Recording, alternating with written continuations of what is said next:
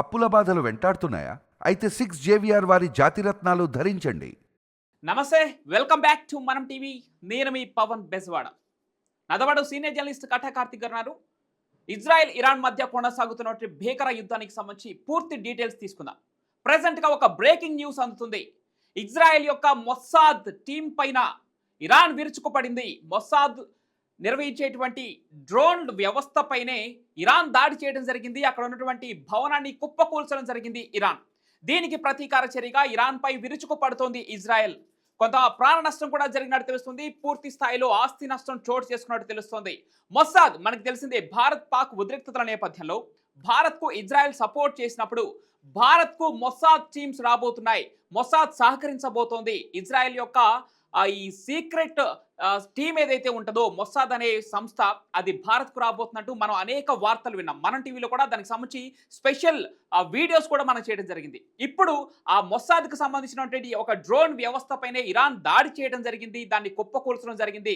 దీనిపైన ఇజ్రాయెల్ ఇంకా స్పందించలేదు, కానీ ప్రతీకార దాడులు మాత్రం కొనసాగిస్తుంది. దీనికి సంబంధించి పూర్తి డీటెయిల్స్ తెలుసుకుందాం. ఎస్ కార్తిక్ అన్న, మొస్సాద్ టీంకి సంబంధించినటువంటి డ్రోన్ వ్యవస్థ పైనే ఇరాన్ దాడి చేసింది. మనం చూసాం, ఇజ్రాయెల్ ప్రధాని బెంజమిన్ నెతన్యాహు ఇరాన్ యొక్క ఇబ్రహీం రైజిన్ అతన్ని అంతం చేసిన తర్వాత మాత్రమే ఈ యుద్ధం ముగుస్తుందని ఆయన ప్రకటన చేసిన నేపథ్యంలో ఇప్పుడు మొస్సాద్ టీం పైన ఇరాన్ విరుచుకుపడింది. ఎలా చూడాలన్న దీన్ని, ఏ విధంగా పోతుంది? మధ్య పాశ్చాత్య దేశం, అక్కడ యుద్ధ వాతావరణం కనిపిస్తుంది. ఇది 3వ ప్రపంచ యుద్ధంగా మారబోతుందా అంటానికి సంకేతాలు స్పష్టంగా కనిపిస్తున్నాయి. సో ఎలా చూడాలి? వాస్తవానికి ఏంటంటే ఇరాన్ ఇజ్రాయెల్ మధ్య సాగుతున్న యుద్ధం భీకరమైనటువంటి పరిస్థితిలో ఉంది. అవును, ఇప్పుడు నువ్వు చెప్తున్నటువంటి బ్రేకింగ్ ఏదైతే ఉందో, మొస్సాద్ అనేది అతిపెద్ద గూఢచార వ్యవస్థ.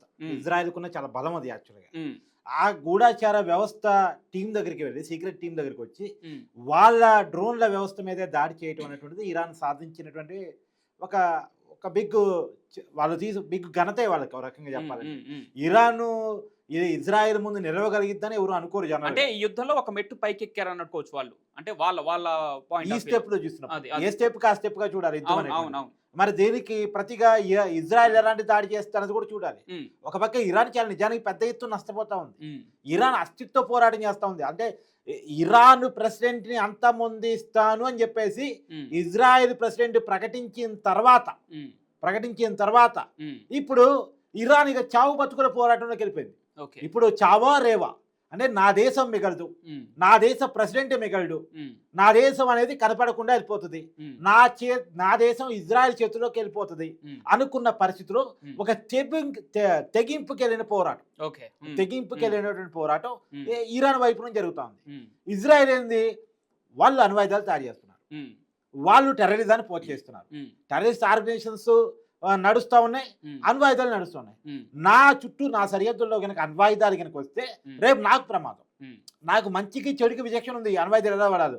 కానీ ఆ టెర్రరిస్టు చేతుల్లోకి అణ్వాయుధాలు పోతే వాళ్ళకి మంచికి చెడుకి విచక్షణ తర్వాత తీసుకొచ్చి నా మీద వేస్తారు.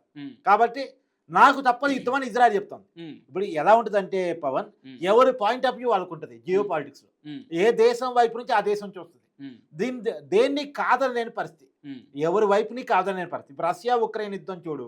ఉక్రెయిన్ అంటది నా రక్షణ కోసం నేను నాటోలో చేరతానంటది. నీ రక్షణ కోసం నువ్వు నాటోలో చేరి నా సరిహద్దులో తీసుకొచ్చి నా శత్రువుని పెడతానని నేను ఒప్పుకోనని రష్యా అంటది. అవును, అంటే ఇక్కడ ఎవరు పాయింట్ ఆఫ్ వ్యూ, మరి ఉక్రెయిన్ నాటోలో చేరటం వాళ్ళ సొంత దేశం, వాళ్ళ అధికారం కదా, వాళ్ళ ఇష్టం కదా అనేది ఒక పాయింట్ ఆఫ్ వ్యూ. మరి రష్యా సరిహద్దుల్లోకి తీసుకొచ్చేసి రష్యాను వ్యతిరేకించే శత్రువులు తీసుకొచ్చి సైన్యాన్ని తీసుకొచ్చి రష్యా సరిహద్దులో పెడితే రష్యా ఎందుకు ఒప్పుకుంటది అనేది రష్యా వైపు నుంచి చూస్తున్నప్పుడు point of view. Geo politics లో ఈ దేశమే కరెక్ట్, ఈ పాయింటే రైట్ అంటానికి ఏముండదు. ఎవరి వైపు చూసినప్పుడు వాళ్ళ పాయింట్ ఆఫ్ వ్యూ కనపడతా ఉంటుంది. ఇంకొకటి, G7 దేశాలు ఇక్కడ ఇజ్రాయెల్ కి పూర్తి మద్దతును ప్రకటించాయి. ఇరాన్ ను అంతం చేయండి అని చెప్పేసి G7 దేశాలు ఇజ్రాయెల్ కి పూర్తిగా మద్దతు ప్రకటించాయి. అదే సమయంలో అది మీరు డిఫెండ్ చేసుకోవచ్చు చంపేసి ఇరాన్ కు కూడా స్వేచ్ఛను కల్పిస్తున్నాయి. దాన్ని ఎలా చూడాలన్నా? వాస్తవానికి ఏంటంటే G7 దేశాలు ఇజ్రాయెల్ సపోర్ట్ చేయడానికి ఉన్న ప్రధానమైనటువంటి కారణం, ఇరాన్ అణు పరీక్షలు చేస్తుంది. అణు పరీక్షలు అనేటువంటిది నిషిద్ధం. కొత్తగా గతంలో తయారు చేసుకున్నటువంటి తప్ప కొత్తగా అణు పరీక్ష నిర్వహించడానికి కానీ అణుబాంబులు తయారు చేయడానికి కానీ లేదు. కానీ ఆంక్షను ఉల్లంఘించి ప్రపంచంలో చేసేవాడు ఒకే ఒక్కడు, నార్త్ కొరియా వాడు. నార్త్ కొరియా వాడికి ఎవరి నిబంధనలు సంబంధం లేదు. కిమ్ జాంగ్ ఉన్ సొంత నిబంధన మాత్రమే పాటిస్తాడు. ఆ నార్త్ కొరియా వాడిని సరే ఎవరు ఏమీ చేయలేని పరిస్థితిలో ఉన్నారు. అతనితో పెట్టుకుంటే అతను ఎవరి మీద అనుభవం వేస్తారో కూడా తెలియదు కాబట్టి అతన్ని అందరూ చూస్తున్నట్టే పోతారు. ఇప్పుడు ఇరాన్ అదే రకమైన ప్రయత్నాన్ని చేయబోతుంది అనేటువంటిది ఇజ్రాయెల్ ఆరోపణ, G7 దేశాల ఆరోపణ, అమెరికా ఆరోపణ, అనేక దేశాల ఆరోపణ. ఇక్కడ బెంజమిన్ నెతన్యాహు వ్యూహం ఏంటన్నా అంటే నిన్న ట్రంప్ ని ఈ గొడవలోకి లాగాడు. అది తటస్థంగా ఉంది. అమెరికా రెండు దేశాలకి సపోర్ట్ చేస్తున్నట్టే చేస్తుంది, ఉపసంహరించుకుంటుంది. కానీ ఇక్కడ బెంజమిన్ నెతన్యాహు ప్లాన్ వేరే విధంగా ఉంది. ఇక్కడ ట్రంప్ పైన దాడి చేస్తుంది, ట్రంప్ను అంతం చేయడానికి ఇరాన్ చూస్తుంది. దీనికి ఉదాహరణలుగా ఆయన చెప్పాడు. 2000 అంటే ఏదైతే ట్రంప్ ప్రచార కార్యక్రమాల్లో 2 సార్లు గాయపడటం జరిగిందో అది ఇరాన్ ఫ్రాన్సీలే చేశాయని చెప్పేసి బెంజమిన్ నెతన్యాహు క్లియర్ గా దాన్ని ఒక అంతర్జాతీయ మీడియాకి ఒక అనౌన్స్మెంట్ ఇచ్చేశాడు. దానిపైన ట్రంప్ స్పందించలేదు. కానీ అమెరికాని ఈ దీంట్లోకి లాగటాన్ని ఎలా చూడాలి? ఇప్పుడు ట్రంప్కైనా, మోడీకైనా, ఈ ఇజ్రాయెల్ ప్రెసిడెంట్ నెతన్యాహుకైనా ఉన్నటువంటి కామన్ థియరీ ఏంటి అంటే ఒక లక్షణం ఏంటి అంటే వాళ్ళ జాతీయవాద నాయకులు. వాళ్ళ దేశంలో ఉన్నటువంటి జాతీయవాదానికి వాళ్ళు కట్టుబడి ఉన్నటువంటి నాయకులు. ఇప్పుడు ఆ ట్రంప్ జాతీయవాదం ఇజ్రాయెల్ పాలస్తీనా వివాదంలో ఇజ్రాయెల్ వైపు ఉంటుంది. ఇరాన్ ఏమో పాలస్తీనా వైపు ఉన్నటువంటి వైఖరి. కాబట్టి ఈ జాతీయవాద నాయకుడిని అంతమొందించాలని చెప్పేసి ఇప్పుడు టెర్రరిస్ట్ సంస్థలు కావచ్చు, ఇస్లామిక్ ఆర్గనైజేషన్స్ కావచ్చు, ఇస్లామిక్ కంట్రీస్ గా ఉన్నటువంటి ఇరాన్ లాంటి, పాకిస్తాన్ లాంటి దేశాలు కావచ్చు. సరే పాకిస్తాన్ ఏమో అమెరికాతో పెట్టుకోదు, కానీ మిగతా దేశాలు సహజంగానే ఆ ట్రంప్ లాంటి వ్యక్తిత్వాన్ని వ్యతిరేకిస్తూ ఉంటాయి. సో ట్రంప్ ని చంపడానికి ఇరాన్ గతంలో ప్రయత్నం చేసింది. ఏది ఎన్నికల సమయంలో, ప్రచార సమయంలో ట్రంప్ మీద రెండు సార్లు అటాక్ జరిగింది. ఆ 2 సార్లు చేసింది ఇరానే అనేటువంటి వాదన ఇప్పుడు ఇజ్రాయెల్ ముందు తీసుకొస్తా ఉంది. అయితే ఇజ్రాయెల్ వాదం తీసుకురాపోయినా అమెరికా ఇన్వెస్టిగేషన్ టీమ్స్ కి తెలుసు అది ఇరానే చేసిందా లేదా అనేటువంటి విషయం. సరే అది పక్కన పెట్టేద్దాం.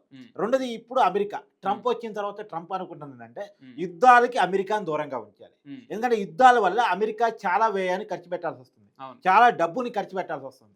ఇవాళ రష్యా ఉక్రెయిన్ యుద్ధంలో కూడా ఉక్రెయిన్కి ఇచ్చిన అనేక ఆయుధాల ఫలితంగా, ఇచ్చినటువంటి డబ్బుల ఫలితంగా చాలా డబ్బుని అమెరికా కోల్పోయింది. రెండోది, నాటో మీద కూడా అమెరికా చాలా పెట్టుబడి పెట్టాల్సి వస్తుంది. రెండోది, మూడో ప్రపంచ యుద్ధం అంటూ వస్తే అది అన్ని దేశాలకి ఎలాగ నష్టం, అగ్రదేశంగా ఉన్న అమెరికాకి అంత నష్టం, అంతకు నష్టం, ఈ దేశాలకు మించి నష్టం. కాబట్టి మూడో ప్రపంచ యుద్ధం వైపుగా ప్రపంచం నడిచే అవకాశం ఉంది. కాబట్టి అలా దాంట్లోకి మనం ఏలు పెట్టొద్దు. మనం వన్స్ ఏలు పెట్టామంటే మూడో ప్రపంచ యుద్ధం వైపు వెళ్ళే అవకాశం ఉంటుంది. కాబట్టి మనం దూరంగా ఉండాలి అని అమెరికా భావిస్తుంది. సో ఇక్కడ అంటే ఇరాన్ ఇజ్రాయెల్ యుద్ధ నేపథ్యంలో ప్రపంచం 2 వర్గాలుగా చీలిపోబోతుందా అనే ఒక వార్త ఇప్పుడు భయభ్రాంతులకు గురి చేపిస్తూ ఉంది. అంటే ఒక రకంగా అమెరికా, భారత్ లాంటి, రష్యా లాంటి దేశాలు, చైనా లాంటి దేశాలు తటస్థంగా వైఖరిస్తున్నప్పుడు కూడా కొంత ఇంటర్నల్గా కొన్ని దేశాల సపోర్ట్ ఇరాన్ కొనటం ఇక్కడ గమనించాల్సిన విషయం. సో దీన్ని ఎలా చూడాలి? అంటే ఇరాన్కు ఎందుకు సపోర్ట్? ఇది ఖచ్చితంగా ఉగ్రవాదుల చర్యలు అని చెప్పేసి కొంత చూస్తున్నాం, కానీ అణ్వాయుధాన్ని తయారు చేస్తున్నారు ఒక రకంగా.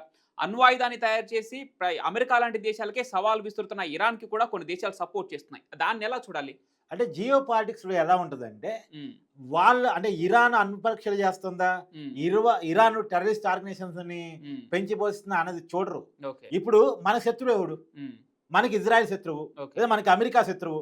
కాబట్టి ఇరాన్ ని సపోర్ట్ చేయాల్సిందని చైనా లాంటి దేశాలు ఆలోచిస్తారు. అంటే బయటకు ప్రకటించకపోయినా ఇంటర్నల్ గా వాటికి సహకారం అందుతుంది. ఇప్పుడు పాకిస్తాన్ కి చైనా ఎందుకు సపోర్ట్ చేస్తూ ఉంటది? చైనా చెప్పినట్టు పాకిస్తాన్ ఆడిది కాబట్టి, భారతదేశం ఆడదు కాబట్టి, భారతదేశానికి చైనా వ్యతిరేకం, అందుకని పాకిస్తాన్ సపోర్ట్. ఇలా ఉంటే రాజకీయాలు అనుకోండి. ఇప్పుడు ఉక్రెయిన్కి ఎందుకు అమెరికా సపోర్టు?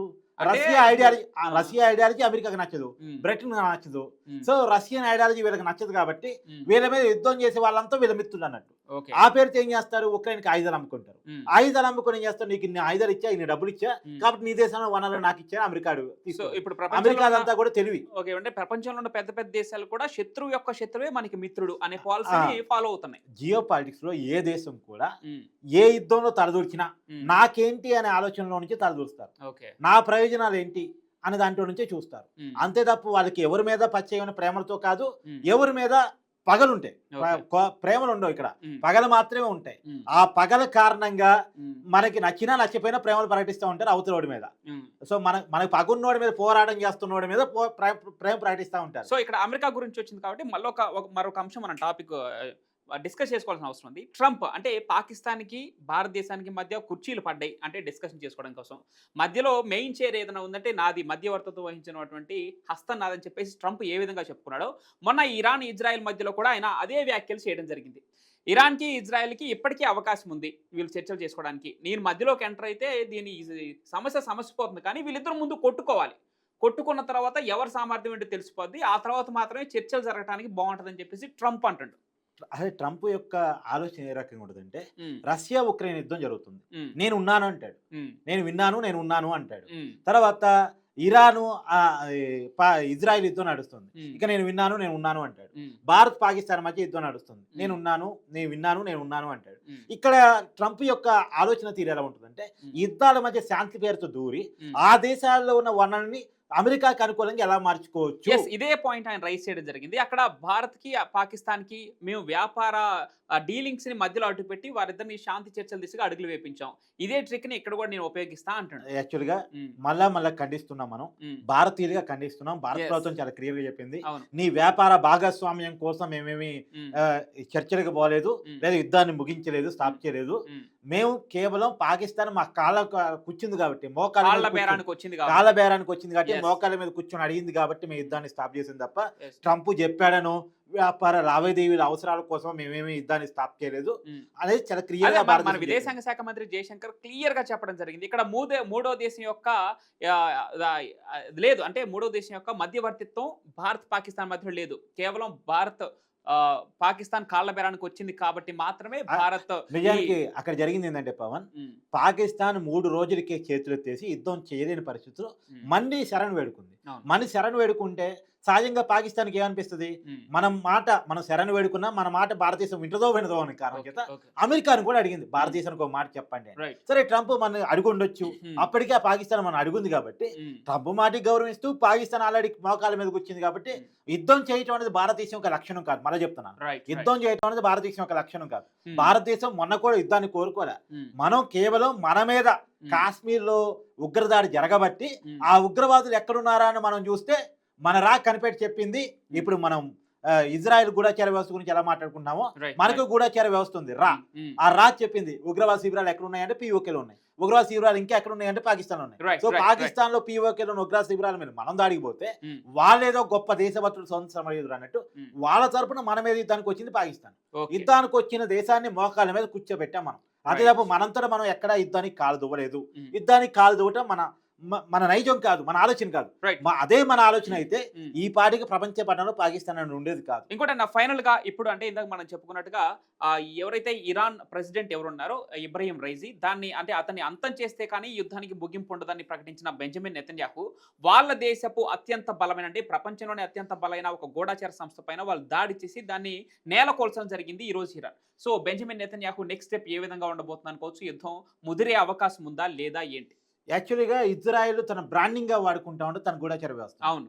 ఆ బ్రాండింగ్‌నే ఇప్పుడు ఇరాన్ దెబ్బకొట్టింది. అవును. ఇరాన్ దెబ్బకొట్టింది అంత చిన్న వ్యవస్థని కాదు. హ్మ్. ప్రపంచానికే నా టెక్నాలజీ గొప్ప, హ్మ్. ప్రపంచంలోనే నా గూఢచార వ్యవస్థ తోపు హ్మ్. అనే లెవెల్‌లో ప్రమోషన్ ఇచ్చుకున్నటువంటి గూఢచార వ్యవస్థ మీద పోయి ఇరాన్ దాంట్లో ఒక వింగు పైన దాడి చేసింది. అంటే ఒక రెక్కని విరిచేసినట్లు డ్రోన్ వ్యవస్థ పైన దాడి చేయటం అంటే గూఢచార వ్యవస్థ పైన. yes. కాబట్టి ఇప్పుడు ఇరాన్ని ఎట్టి పరిస్థితిలో ఇజ్రాయెల్ అంత తేలిగ్గా తీసుకుంటది, అంత ఈజీగా వదిలేస్తదని అనుకోవడానికి లేదు. రైట్. ఇప్పటికే మనకున్న సమాచారం, అంతున్న సమాచారం మేరకు ఇరాన్ రాజధానిలో క్షిపణుల వర్షం కురుస్తుంది. ఓకే. ఇరానీయులకి ఆ నగరాలు దేశం విడిచి వెళ్ళిపోతా ఉన్నారు. యెస్. దాదాపు 8-9 నగరాలు దాదాపుగా ఖాళీ అయిపోయినాయని తెలుస్తా ఉంది. హ్మ్. అయితే ఇక్కడ ఇంకొక ప్రమాదం ఉంది. హ్మ్. ఇరానీయులు ఇరాన్ దేశాన్ని ఖాళీ చేసి ఎక్కడికి వెళ్ళిపోతున్నారు? హ్మ్. పాకిస్తాన్‌కి వెళ్ళిపోతున్నారు. ఓకే. మన పాకిస్తాన్‌లో వీళ్ళకి ఏం ట్రైనింగ్ ఇస్తారు? అక్కడికి పోయిన వాళ్ళకి, వలస పోయిన వాళ్ళకి, హ్మ్. మీ దేశాన్ని విడిచి మీరు రావటానికి ఉన్న కారణం ఏంటి? హ్మ్. కాబట్టి మీ దేశాన్ని మీరు మళ్ళా తిరిగి రక్షించుకోవాలంటే, హ్మ్. మీ ఆస్తులు మీరు తిరిగి దక్కించుకోవాలంటే, హ్మ్. మీరు తీవ్రవాదులను కలవండి. హ్మ్. మీరు దేవుడి కోసం, దేశం కోసం, మీ హ్మ్. జీవనం కోసం, మన మతం కోసం ఇలా అలా అని చెప్పేసి వాళ్ళకి ట్రైనింగ్ ఇచ్చేటువంటి అవకాశం కూడా ఉంటుంది. రైట్. ఇదో ప్రపంచానికి మరొక ప్రమాదం. రైట్. సో మొత్తానికి ఏది ఏమైనా మనం టీవీ సాక్షిగా అంటే మన ఆలోచన ఏంది అంటే, మన ఐడియాలజీ ఏంటంటే, యుద్ధం అనేది ఏ సమస్యకి పరిష్కారం కాదు. యుద్ధం రకరకాల సమస్యలను ప్రపంచానికి పరిచయం చేస్తుంది. అంతే. ఆ సమస్యలు ప్రపంచాన్ని రేపు ఇవాళ కాకపోయినా రేపు కాకపోతే ఇల్లు కూడా చుట్టుముడతాయి. ఉమ్, కాబట్టి శాంతి చర్చల ద్వారా ఉమ్. ఈయన్ని పరిష్కరించుకోగలిగితే చాలా మంచిది అనేటువంటి నా వ్యక్తిగత ఉద్దేశం. Right thank you.